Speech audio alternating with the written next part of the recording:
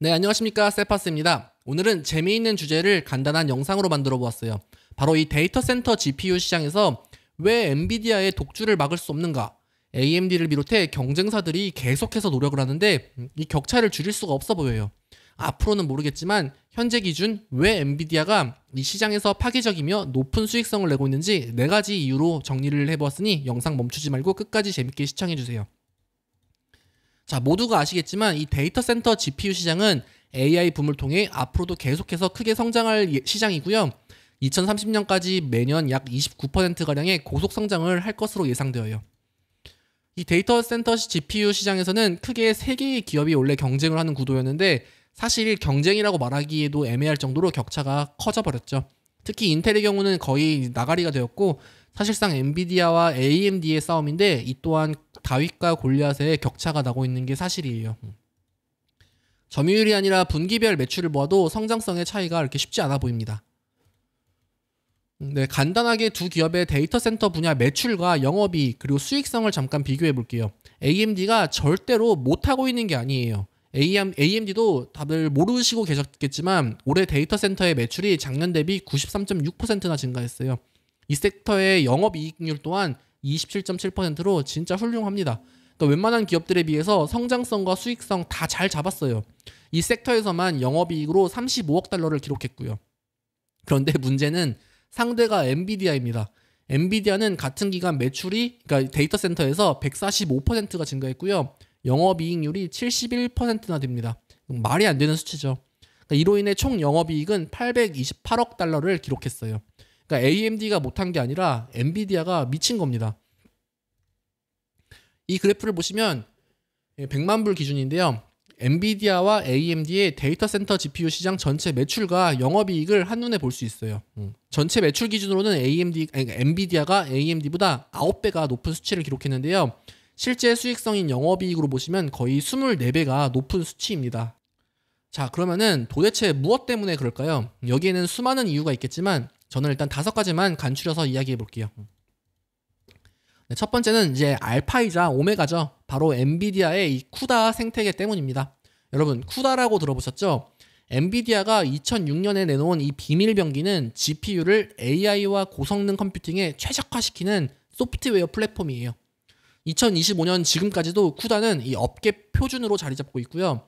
이게 왜 강력하냐면 개발자들이 쿠다로 프로그램을 짜면 엔비디아 GPU에서 최고의 성능을 뽑아낼 수 있거든요. 수십 년간 쌓인 라이브러리와 도구들이 있어서 AI 모델 학습이나 추론 작업에서 이 엔비디아 칩이 기본 값이 된 겁니다.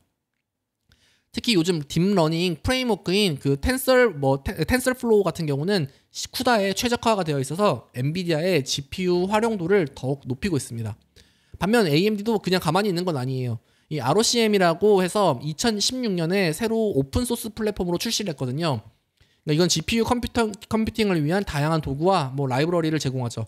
그러나 상대적으로 새로운 플랫폼으로서 생태계의 성숙도 면에서 쿠다에 비해 부족한 부분이 많습니다. 예를 들어 ROCm은 특정 AMD GPU에서만 지원되고요. 소프트웨어 호환성 문제로 인해 개발자들의 채택률이 아직까지는 낮은 편이에요. 그러니까 아직까지는 갈 길이 멀죠. 자, 두 번째는 하드웨어 성능입니다. 사실 표면적으로 봤을 때 엔비디아와 AMD의 하드웨어 스펙에는 큰 차이가 없을 수 있다고 해요. 그렇지만 앞서 설명드린 대로 이 쿠다와 소프트웨어의 최적화로 실제 성능에서는 차이가 어마어마하다고 발표가 되었죠. AMD는 요즘에 새로운 이제 MI300X 같은 최신 데이터 센터 GPU로 엔비디아의 H100, H200에 도전장을 내밀었습니다. 스펙만 보면은 이 300X는 192GB 메모리를 자랑하는데 엔비디아의 이제 메모리는 그러니까 GPU는 141GB예요. 그러니까 메모리가 많으면 GPU를 덜 써도 되니까 비용 효율성이 좋아질 수 있죠. 게다가 가격도 AMD가 훨씬 저렴해요. 소문에 따르면은 H100 한 개의 가격이 약 4만 달러인데 MI300을 4개를 살 수 있다고 하네요.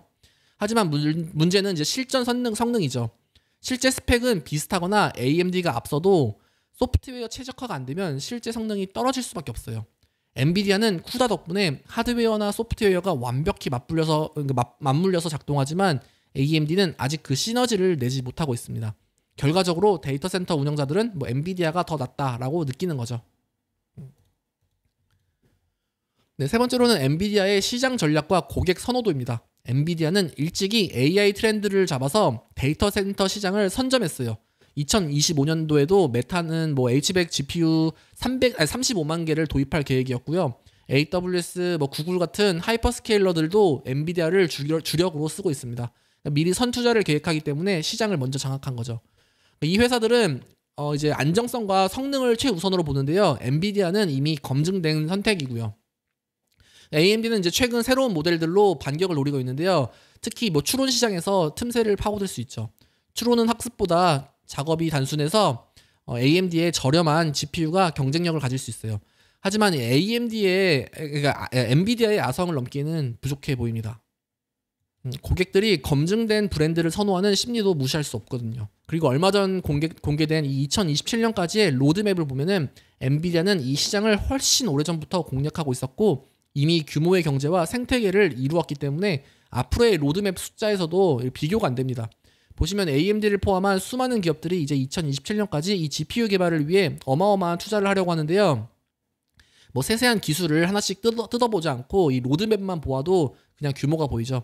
근데 또 주목할 점은 여기 브로드컴인데 브로드컴은 구글, 메타 등과 함께 이 시장에서 공동으로 참여를 하려는 모습입니다.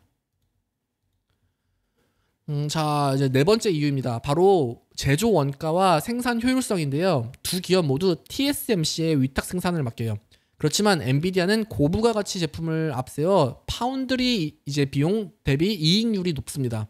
AMD의 칩은 CPU와 GPU를 통합한 복잡한 구조예요. 그래서 고성능을 추구하지만 단일 GPU 대비 생산의 복잡성과 그로 인한 원가 부담이 크죠.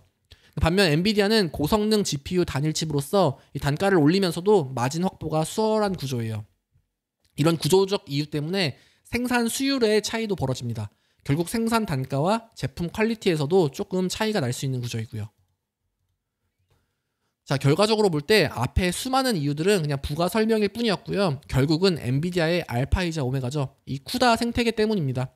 이 쿠다 소프트웨어로 인한 최적화와 이로 인한 성능과 안정성 향상으로 고객들의 선호도가 증가되고 결국 엔비디아는 부르는 게 값이면서 수익성 또한 증가하는 거죠. 그러니까 이로 인해 계속해서 앞서가는 기술력과 미래 투자를 통해 규모의 경제에서도 밀리지 않는 거고요. 자, AMD의 반격은 어떨까요? AMD도 앞서 설명드렸지만 정말 훌륭한 기업임에 틀림없고요. 다른 기업들과 비교하면 수익성과 성장성 또한 큽니다. 대신 상대가 그냥 엔비디아라는 게 최대 단점인 거죠. AMD는 이 오픈소스인 ROCm의 플랫폼을 강화하면서 기업들의 쿠다 의존도를 줄이려고 계속해서 노력 중이에요. 그러니까 어디든 간에 독점은 견제하게 되거든요. 그래서 요즘 빅테크들도 엔비디아의 물론 메인으로 공급을 받지만 AMD를 통해 이제 시장의 견제를 하려는 모습이고요.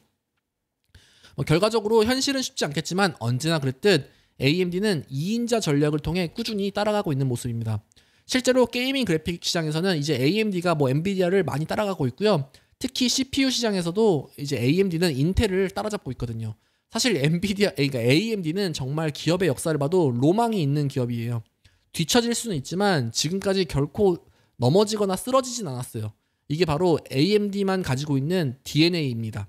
이 AMD의 DNA는 로망 그 자체죠. 토끼와 거북이에서 거북이처럼 비록 늦을지언정 멈추지 않고 꾸준히 앞으로 가는 기업이에요. 과거 인텔의 아성은 지금 엔비디아만큼 철옹성이었는데요. AMD는 결국 CPU 시장에서 그 아성을 깨고 있죠. 그래서 더욱더 응원을 하는 기업이고요. 그러니까 원래는 인텔과 AMD의 경쟁이 시장에서 수십 년간 주목을 받았지만 이제는 판이 커져서 엔비디아와 AMD의 경쟁으로 또 보고 있죠. 두 기업 모두 훌륭한 기업이고 이 차세대 시장에서의 먹거리이니 계속해서 서로 경쟁을 하고 궁극적으로 우리 인류에게 혜택을 주는 기업들이 되기를 진심으로 응원하는 바입니다. 오늘 영상 여기까지고요. 도움이 되셨으면 구독과 좋아요 꼭 부탁드려요. 감사합니다.